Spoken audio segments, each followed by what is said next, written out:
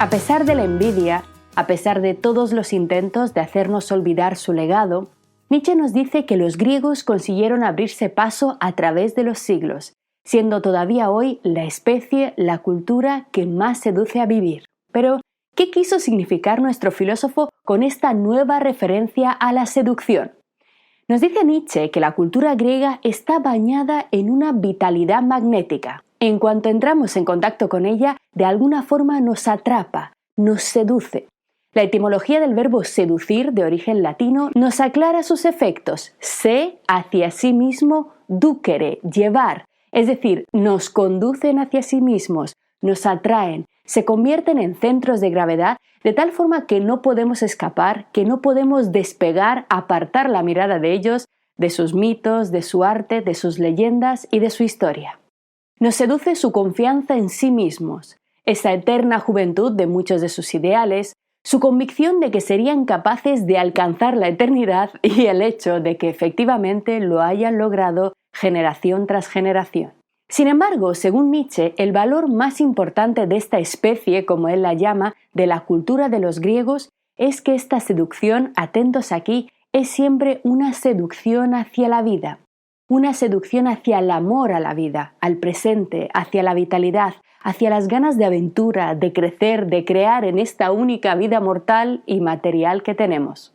Es decir, la seducción griega es siempre una llamada a vivir, a disfrutar, a exprimir la vida en el aquí y el ahora, por contraste a otras culturas que, como bien sabemos, están parcial o completamente volcados en la importancia del más allá, de la vida tras la muerte. Para los egipcios, por ejemplo, contemporáneos de los griegos, la vida, en una parte importante, era simplemente una preparación para la muerte. Para los cristianos, el mundo terrenal solo un valle de lágrimas, que afortunadamente pronto se vería reemplazado por la vida feliz del paraíso y la contemplación de la divinidad. La mayoría de las culturas que rodearon el mundo griego ponían sus esperanzas, sus anhelos, su bien tras las fronteras de la vida. Ellos, en cambio, tuvieron un pensamiento radicalmente diferente. Y aquí está una de las grandes razones de su originalidad e importancia a la hora de repensar con Nietzsche nuestra visión de la cultura occidental. Pero, ¿por qué los griegos fueron diferentes? Ello se debió, según señala nuestro filósofo, a un conjunto de ideas derivadas de la propia mitología griega, es decir, de su contexto espiritual que, como ocurre en todo tiempo y lugar, inevitablemente permea todo el pensamiento, incluso el de aquellos que activamente querían proponer nuevas visiones sobre la vida o la muerte. Para los griegos, para la cultura griega, dejando esta vez de un lado a los filósofos y sus peculiares puntos de vista, para los griegos de a pie, atentos, no existía lo que nosotros entendemos como una prometedoramente feliz vida en el más allá. Para la cultura griega antigua no había técnicamente hablando ningún tipo de vida tras la muerte, una vida semejante a la de aquí, en la que nos podamos reencontrar con nuestros antepasados y seres queridos, comer, sentir, caminar por los dorados campos de cañas, entre aves, cascadas e hipopótamos, para arar las fértiles tierras durante toda la eternidad, como prometía el Seketa Haru del libro de los muertos egipcio. Para los griegos no había un paso a un estado metafísico superior mejor, como por ejemplo el paraíso cristiano, sino que su visión de la muerte era oscura y cruda. La única vida que existía para los griegos es esta, y en ella nos jugamos todas nuestras posibilidades, todo lo que podemos llegar a ser, todo lo que podemos llegar a sentir y experimentar, todas las personas que podemos llegar a conocer, toda la alegría y la tristeza están aquí, ahora, mientras estamos vivos en este mundo material. Lo que viene después es pura desolación. Virgilio, el poeta romano profundamente inspirado por los mitos griegos, nos ha legado una de las descripciones más emocionantes del inframundo. Nos describe así Virgilio en el libro cuarto de la Eneida, La entrada al inframundo. Y nos dice: había una profunda caverna, imponente por su vasta boca riscosa, protegida por un lago negro, el Averno y las tinieblas de los bosques. Sobre ella ninguna criatura voladora podía impunemente tender el vuelo con sus alas. Tal era el hálito que de su negra boca dejaba escapar a la bóveda del cielo, la entrada del inframundo. Fijaos qué importante este punto. Para los griegos, el inframundo no estaba en otro estado metafísico, sino que era un lugar físico, estaba en la realidad, literalmente debajo de la tierra en una oscura caverna. Y continúa Virgilio. Ante la misma entrada y en las bocas primeras del Hades, el luto y las cuitas de la venganza su cubil instalaron. En la boca del Hades está el luto, el pesar y la desventura producida por la venganza. Habitan allí también los pálidos morbos, las enfermedades y la senectud triste, la triste vejez, y el miedo y el hambre mala consejera, y la pobreza torpe, figuras terribles a la vista, y la muerte y la fatiga. El sopor, además, pariente de la muerte, y los malos gozos de la mente, y en el umbral de enfrente, la guerra mortal y los tálamos de hierro de las Euménides, de las furias que perseguían a Orestes, y la discordia enfurecida, enlazando su cabello de víboras con cintas ensangrentadas. En medio extiende sus ramas y los brazos añosos un olmo tupido, ingente, donde se dice que habitan los sueños vanos, agazapados bajo sus hojas, y muchas otras visiones, además de variadas fieras. Los centauros tienen sus establos en esta puerta del infierno, y las escilas biformes, y Briareo de 100 brazos, y de Lerna el horrísono monstruo, y la quimera armada de llamas, gorgonas y arpías, y la figura de la sombra de 3 cuerpos. Menuda imagen. Extremadamente apetecible esta entrada al infierno, por supuesto. Bien, pues como continúa explicando Virgilio, tras atravesar las puertas, el fallecido descendía al Hades, propiamente dicho. Cruzaba la laguna Estigia, acompañado por el barquero Caronte, y una vez llegado a la otra orilla, bebía del río Leteo, el río del olvido, cuyas aguas, una vez ingeridas, tenían la virtud de borrar todos los recuerdos de la persona. Entonces, ¿qué es lo que hacían los muertos? Pues una vez que habían bebido, simplemente permanecían como sombras, como hálitos amnésicos que no sabían quiénes habían sido ni a quién tenían al lado. Es decir, la vida tras la muerte para los griegos era simplemente un vagar en absoluta amnesia en el olvido, atrapados además en una horrible caverna subterránea. Por tanto, de ello resulta absolutamente evidente que para los griegos la existencia después de la muerte no era propiamente dicho una vida, y de ahí la importancia radical que estos le concedieron a esta vida, a esta estancia en la tierra física y carnal como único lugar en el que podemos realizarnos, como único lugar en el que podemos proyectar nuestras esperanzas. No hay más allá, no hay segunda oportunidad para los griegos. No hay reunión con nuestros familiares ni una eternidad tocando el arpa. Para los griegos la muerte solo era una oscura nada, y precisamente esto fue lo que encendió la llama del vitalismo heleno. El peso de su cultura está centrado por ello completamente en el hoy, en todo lo que el individuo puede hacer ahora.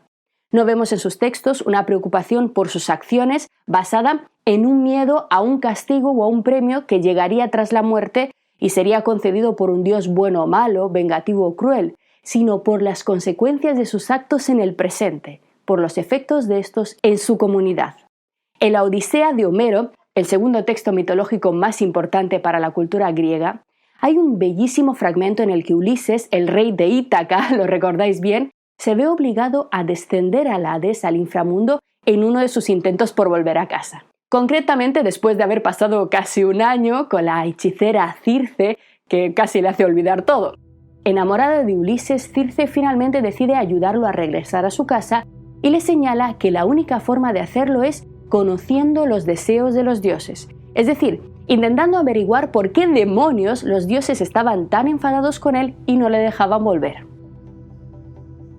El problema estaba, sin embargo, en que esto no era algo extremadamente sencillo, ya que el único ser humano que podía ayudarle en esta tarea era el adivino Tiresias, quien conocía los designios de los dioses, pero que en aquellos momentos lamentablemente ya estaba muerto.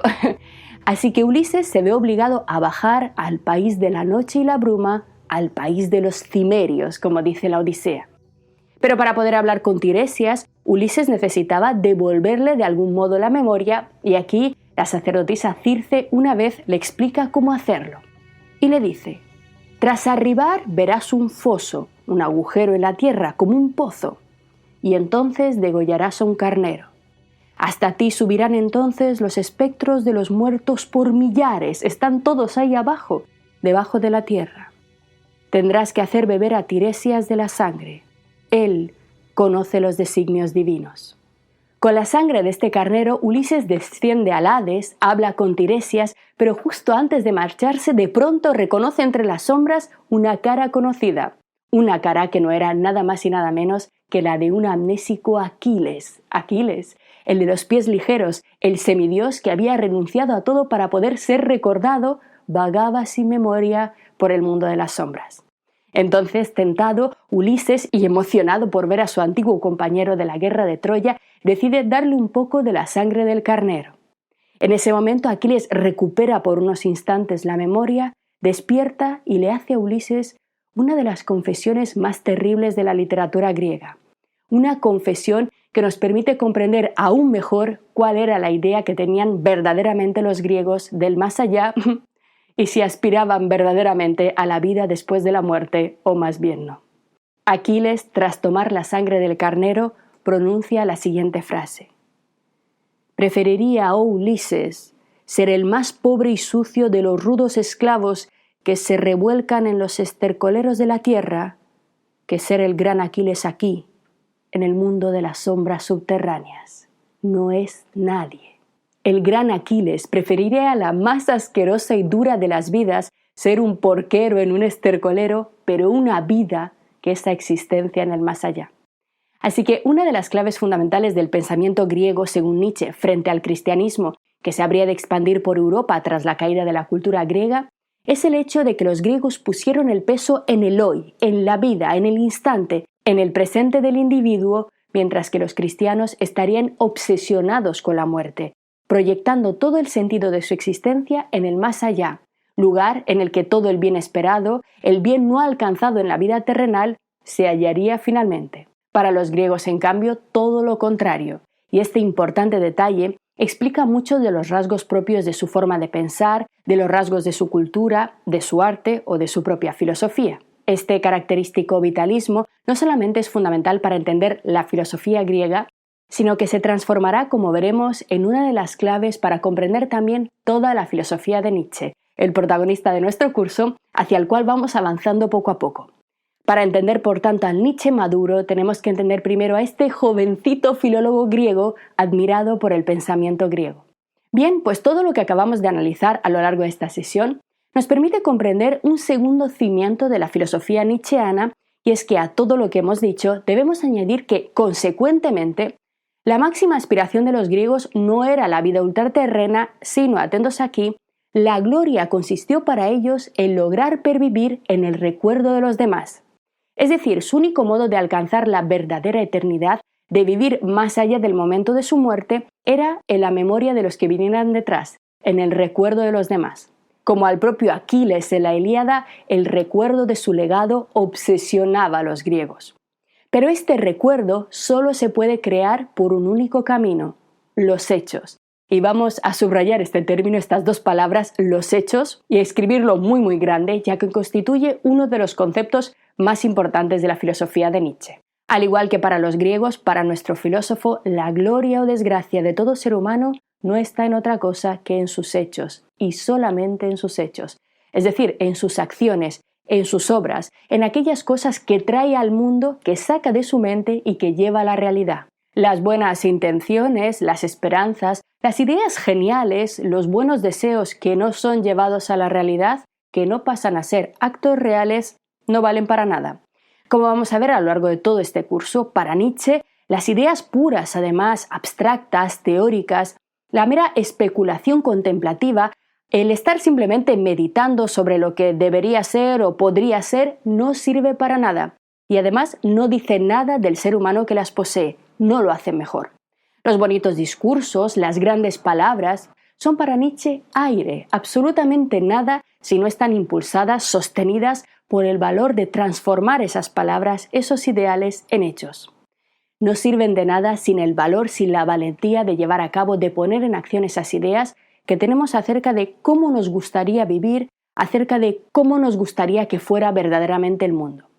Nietzsche nos advierte además de algo muy importante, y es que, según nuestro filósofo, un ser humano puede tener grandísimos conocimientos teóricos, ser un gran físico, un gran médico, un gran matemático, un gran intelectual, un brillantísimo filósofo, pero si es un cobarde en el ámbito de la acción, su vida será completamente deleznable. Y yo creo que, de alguna forma, todos conocemos personas extremadamente inteligentes en diversos campos de estudio, grandes profesionales que son al mismo tiempo terriblemente desgraciados por el miedo a actuar, a tomar decisiones a veces duras, a enfrentarse a lo que les daña. El miedo y el combate, el triunfo sobre el miedo, será, como veremos poco a poco, una de las ideas clave del Zaratustra de Nietzsche. Para nuestro filósofo todo se juega en los hechos y como consecuencia de ello, ¡oh sorpresa, agarraos a la silla!, la ética será la rama de la filosofía que constituya el núcleo de la propuesta nietzscheana. ¡Qué raro! Parece que estoy loca. ¿Nietzsche, un teórico ético? Pues sí, ya lo veréis. Poco a poco nos iremos aproximando a ello, rompiendo los tópicos, para descubrir, eso sí, qué tipo de ética, qué forma de comprender los valores, la creación de los valores nos propuso Nietzsche. Pero de momento no nos adelantemos. Ahora nos toca seguir explorando, seguir conociendo este magnífico prólogo del nacimiento de la tragedia, que ya veis da para unas cuantas clases, y empezar a analizar qué es lo que provocó el final, el hundimiento de este entusiasmo, de este vitalismo griego, y descubrir quién inició, según Nietzsche, la muerte del amor heleno hacia la vida. Seguimos. Lo que acabas de ver es solo un pequeño fragmento de este curso. Si quieres disfrutarlo en su totalidad y descubrir muchos otros cursos de filosofía, historia de la ciencia e historia del arte, visita nuestra web anaminecam.com. Y recuerda, este proyecto solo es posible gracias a nuestro programa de microfinanciación. Si quieres apoyarnos, conviértete en uno de nuestros micromecenas en Patreon. Desde solo €1 al mes nos ayudarás activamente a seguir difundiendo la cultura, garantizando nuestra plena libertad intelectual y económica. Encontrarás todos los links para conocer mejor nuestra historia aquí abajo, en la descripción del vídeo. Gracias por hacerlo posible.